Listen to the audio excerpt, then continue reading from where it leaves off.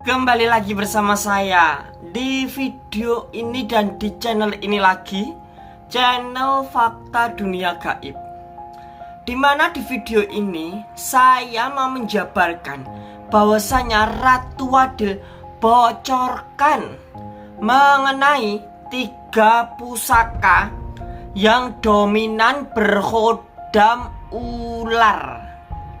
Kalian pasti mengenal dong apa itu pusaka. Dan pasti kalian juga sudah mengenal ya apa itu khodam.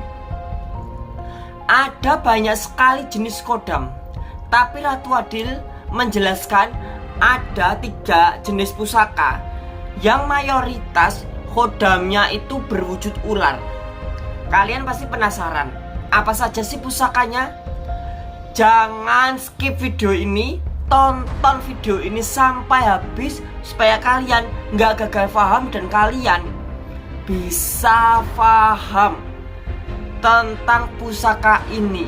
Apalagi bila mana kamu adalah orang-orang perguruan dan kamu pecinta paranormal, jangan sampai lewatkan video ini.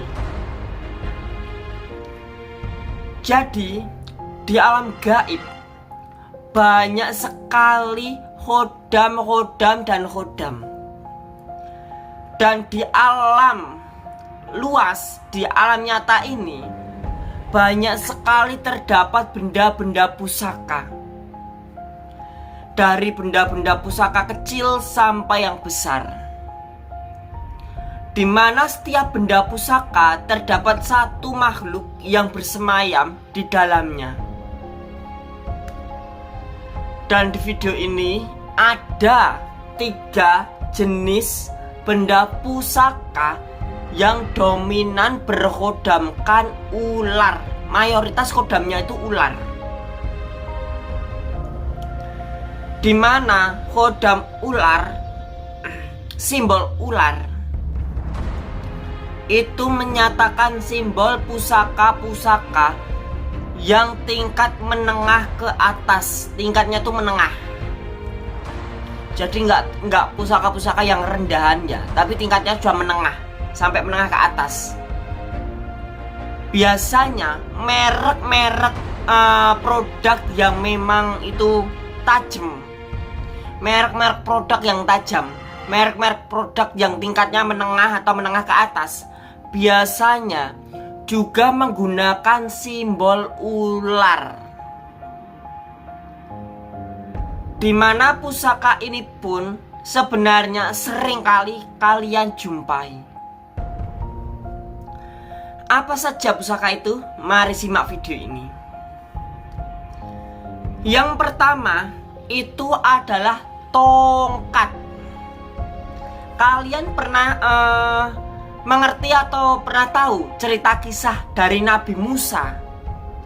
Tongkat Nabi Musa itu adalah pusaka yang berkhodamkan ular. Kalian tahu ya cerita Nabi Musa? Kenapa tongkat Nabi Musa waktu diletakkan di bawah bisa berubah jadi ular? Waktu dipegang lagi kenapa jadi tongkat?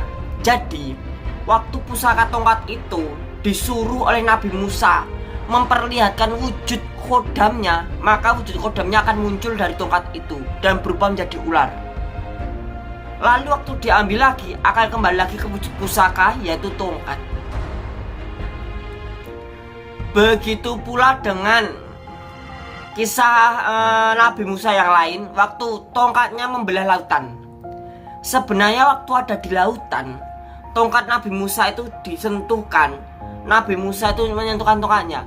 Sebenarnya khodam ular di dalam tongkat Nabi Musa itu keluar dalam wujud yang cukup besar, lalu melewati laut itu. Jadi laut itu terbelah itu karena sebenarnya dipisahkan oleh ular.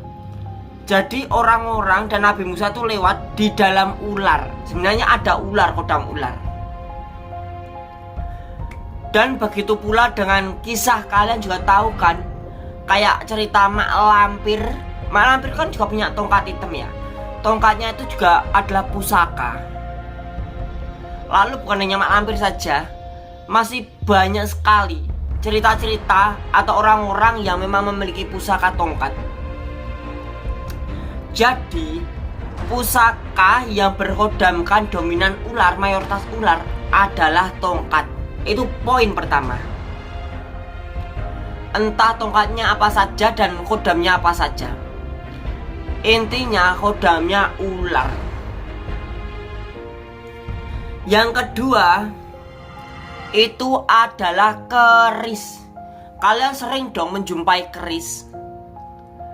Apalagi kalian pernah lihat ya, paranormal narik pusaka dapat keris gitu ya. Entah di dalam pohon, entah di atas batu atau atas tanah, atau dalam tanah, atau di bonggol pohon. Kalian sering ya melihatnya. Jadi keris itu adalah pusaka yang dominan kodamnya ular. Cara kerja keris untuk mengetahui kodamnya itu dengan ditancapkan. Biasanya kalau paranormal ingin mengeluarkan kodamnya keris, itu biasanya ditancapkan di tanah. Ditancapkan di tanah.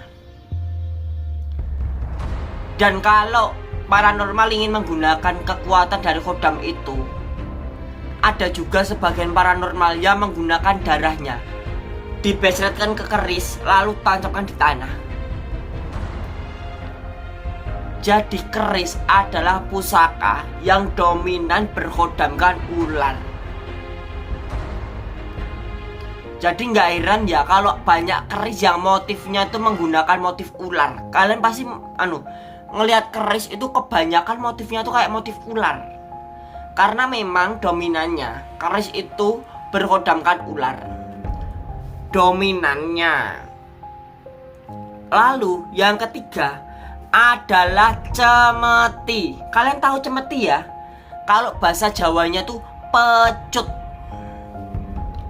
Pecut atau cemeti itu adalah pusaka yang dominan mayoritas berkodamkan ular. Dan biasanya pecut atau cemeti ini menjadi ciri khas orang-orang Ponorogo. Biasanya dukun-dukun Ponorogo itu memiliki cemeti andalan, memiliki pecut andalan sebagai pusaka pamungkas biasanya. Dimana pecut ini mayoritas memang berkodamkan ular. Kalian juga tahu kan ceritanya tentang Mak Lampir, cemeti Amarasuli. Ternyata cemeti Amarasuli itu juga kodamnya itu ular loh. Jadi sebagian besar cemeti atau pecut itu berkodamkan ular. Antara tongkat, keris, dan cemeti mayoritas berkodamkan ular. Mayoritas itu sebagian besar, tidak semuanya. Ada yang kodam-kodamnya lain, cuma mayoritas berkodam ular. Terima kasih sudah mau tonton video ini mengenai 3 penjabaran Ratu Adil tentang 3 pusaka yang berkodamkan ular. Jangan lupa untuk selalu like dan subscribe video ini.